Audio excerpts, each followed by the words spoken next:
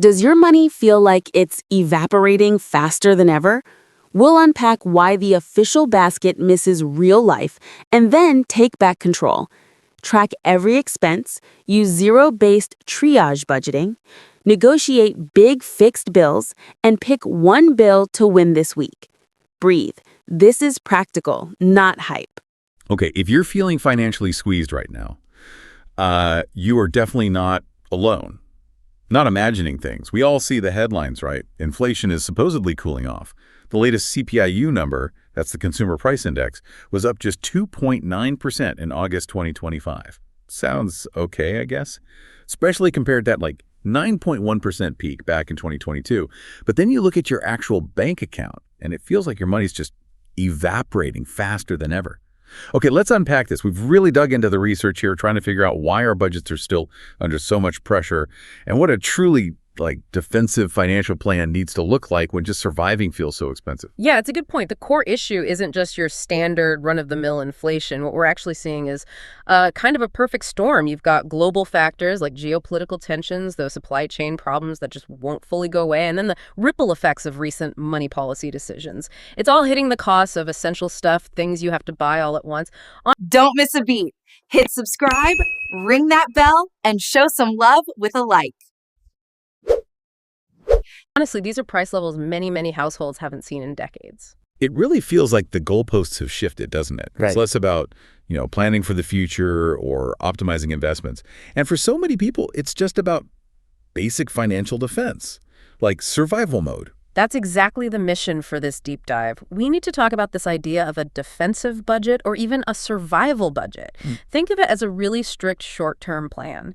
It's about ruthlessly prioritizing only what you absolutely need. We're talking housing, food, energy, transportation, the absolute non-negotiables. It's purely about keeping yourself safe and secure until, hopefully, things calm down a bit economically. And we really have to start by looking critically at those official numbers, the CPI, because they create this inflation blind spot, right? You hear 2.9%, maybe you feel like, oh, am I just complaining too much? But that official number just doesn't match the reality for, say, middle or lower income families. Why is it so misleading for the average person listening? Well, it's because the way they calculate the CPI, the basket of goods they track, it's weighted in a way that doesn't really reflect how much of a typical family's budget goes to absolute necessities. If 70% of your income is eaten up by things you simply cannot cut back on, rent, food, gas, utilities, and those things are the ones skyrocketing, then your personal inflation rate is way higher than that official 2.9%. It's not even close sometimes. Right. So let's dig into the specifics. What are the actual costs that are, killing the budget? Housing. Shelter, that's the big one. It's usually the single largest fixed cost people have every month. We saw median rent jump, something like 16% nationally between 2021 and 2022. That's huge. And anyone buying a house recently, they saw mortgage rates briefly spike over 7%. When your biggest bill suddenly eats up an extra 5%, maybe 10% of your entire income, basically forever, that changes the whole game. Instantly. Yeah, and it's not just the roof over your head. It's the cost of just running your daily life that's exploding too. Like car insurance. The increases over the last few years, cumulatively, it's over 30% in some cases. Yeah. That's just a massive sticker shock to absorb month after month. Exactly. And it's worth digging a bit deeper there. Why is car insurance so high all of a sudden? Our research points to a couple of key things. First, replacement parts are still more expensive thanks to those supply chain kinks. Second, modern cars.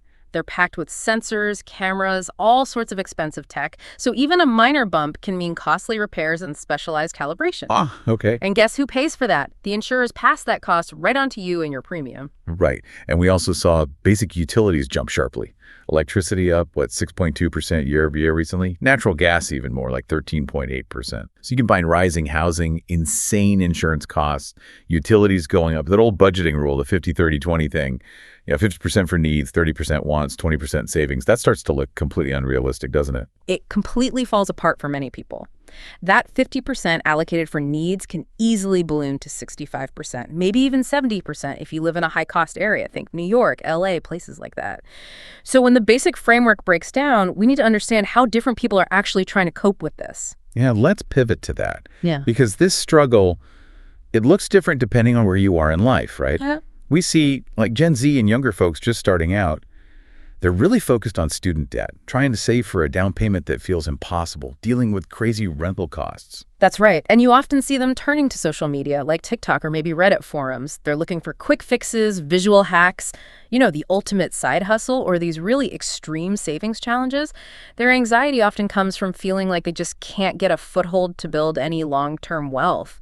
Then you've got middle-income families, maybe folks in their 30s, 40s, 50s, often with kids. They are getting absolutely crushed by those compounding fixed costs. Health insurance premiums going up, and oh my God, childcare. I saw a stat. Average daycare cost is like $343 a week.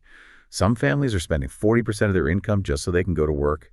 That's just not sustainable. It's an incredible burden. And then for lower income families, often living paycheck to paycheck, the fear is much more immediate. They feel that their personal inflation rate for rent, for gas, for basic groceries is way higher than any official number. And that pushes them towards really drastic saving measures, sometimes struggling to even make minimum payments on debts. It's a constant state of anxiety. The psychological side of this is really interesting. When these big external forces, things totally outside your controls, Real quick, hit subscribe, bell on, and let me know what you think. start dictating whether you could afford basic necessities. It creates this really deep feeling of helplessness, doesn't it? Like you're just powerless. Absolutely. And that anxiety is a huge driver behind some of the social media trends we see. These extreme no-spend challenges you see online. They're not just about saving money. They're often a psychological reset button. It's a way for people to feel like they're regaining some control, some agency over their situation, like they're fighting back, even in a small way. Okay, so if the anxiety stems from feeling powerless, then the antidote has to be taking action, right? Regaining some control. Let's get into the practical stuff. The strategies our sources are calling the defensive budget playbook. Here's where it gets really interesting. Okay, the absolute bedrock, the foundation of this whole playbook is visibility. You have to know where your money is actually going, down to the penny, if possible. This means tracking every single expense religiously for at least a month. Use whatever tool works for you. Maybe it's a detailed spreadsheet. Maybe it's an app like YNAB. You Need a Budget is a popular one. But that granular level of awareness, it's non-negotiable when you're playing defense. And when you've hit that point, that crisis mode maybe, you might need to ditch that flexible 5E30-20 model, at least for a while. Absolutely. That's when you might need to implement something called zero-based budgeting, or ZBB. ZB is incredibly powerful in a crisis situation because it forces you to give every single dollar a specific job before the month starts. Income minus expenses equals zero. You literally can't... Don't forget to subscribe, tap that bell, and let's chat below. overspend, theoretically, because there's no unassigned money left. Every dollar is accounted for. Okay, wait. ZBB sounds, honestly, it sounds exhausting. Is that realistic? If someone's already super stressed, maybe working 2 jobs just to cover rent, now they also have to become a meticulous accountant every single night. That's a really fair point. And no, it's not meant to be a permanent lifestyle change for most people. Think of it more like financial triage. ZBB is a temporary, intensive intervention designed to find and plug the leaks in your budget fast. Once you've stabilized things, maybe you've built up a small emergency cushion, you can definitely shift back to a more flexible approach. But when costs are this high, ZBB gives you this feeling of like surgical control over where your money goes. Okay, that makes sense as a short-term tool. Let's talk about some high-return hacks then. Things you can actually negotiate or optimize that make a real difference. We already talked about car insurance being a huge pain point. Yes. And the key here is don't just passively accept the renewal notice when it comes in the mail. Be proactive. Shop around for new quotes every 6 months or at least every year. See if raising your deductible makes sense if you have enough emergency savings to cover it. And definitely ask your current and potential insurers about telematics or usage-based insurance programs. Oh, the little plug-in things. Exactly. They track your driving habits. Insurers want that data, and if you're a safe, low-mileage driver, you can often leverage that for significantly lower premiums. Okay, smart. And then the grocery bill. That's the big variable expense every week that just seems to creep up and up. Right. Forget clipping endless coupons, honestly. The real key is focusing ruthlessly on price per unit. Look at the shelf tag. What's the cost per ounce or per pound? That's the real comparison point. Plan your meals strategically around cheaper, versatile proteins. Think beans, lentils, eggs, maybe chicken thighs instead of breasts, and almost always default to the store brand or private label options. They're often identical to the name brand, but way cheaper.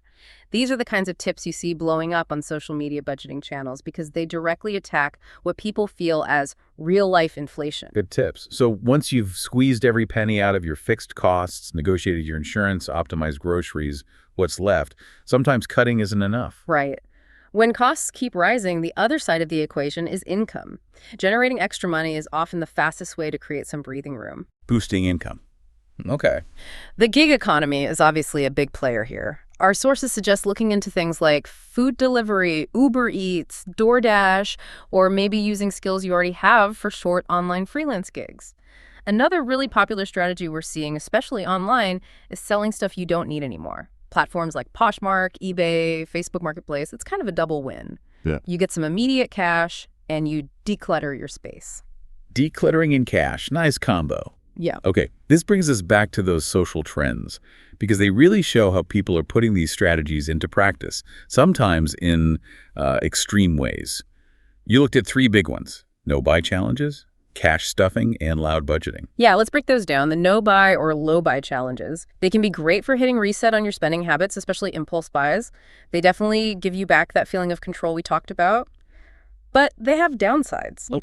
Well, they're really hard to sustain long-term, and there's a real risk of backlash spending. You deprive yourself for a month and then go on a huge binge afterward. Right, the pendulum swings back hard. Exactly. Plus, extreme rules can sometimes cause friction with friends or family. Okay, what about cash stuffing? That's huge on TikTok, right? Yeah. The decorated envelopes and binders full of cash. It is visually appealing, isn't it? Think of cash stuffing as like financial training wheels. It's fantastic for people just starting to budget or for managing specific tricky categories like groceries or entertainment money.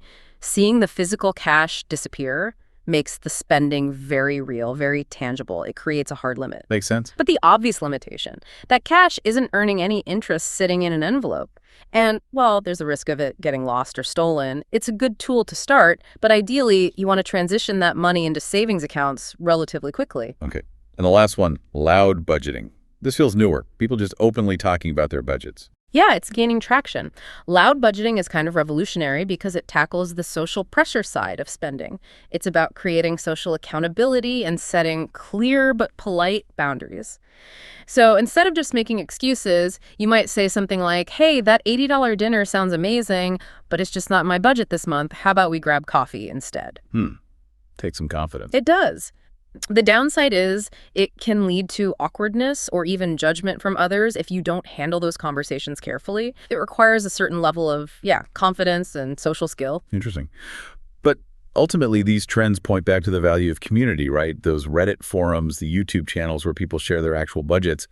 That seems incredibly valuable for finding real-world examples and super specific local tips, like whether Aldi or Costco is cheaper for bulk buys in your town. Oh, absolutely. That kind of localized user-generated insight is often far more practical and useful than any broad national CPI number. Okay, so wrapping this all up, what does this all mean for someone listening right now who's feeling that pressure? If you could only take away, say, 3 key actions from this deep dive, what should they be? I'd say number 1, build resilience through visibility. Track every single dollar. Know where it's going. Number 2, get aggressive about negotiating your biggest fixed costs. Focus laser-like on insurance, car, home, renters, maybe even your rent or mortgage if possible, and utilities. And number 3, if cutting isn't enough, establish a realistic, even if temporary, side income stream to create a financial buffer. Track, negotiate, earn. Got it. And maybe a 4th, if I can add one. Remember the hidden cost of inflation. That's the mental health toll, the financial anxiety that so many people are carrying right now. It's not just about the numbers. It's also about looking at the psychology behind your money habits, especially in stressful times. Learning to manage that stress is just as vital as optimizing your grocery list. That's such an important point. It's not just spreadsheets and budgets. It's about our well-being, too.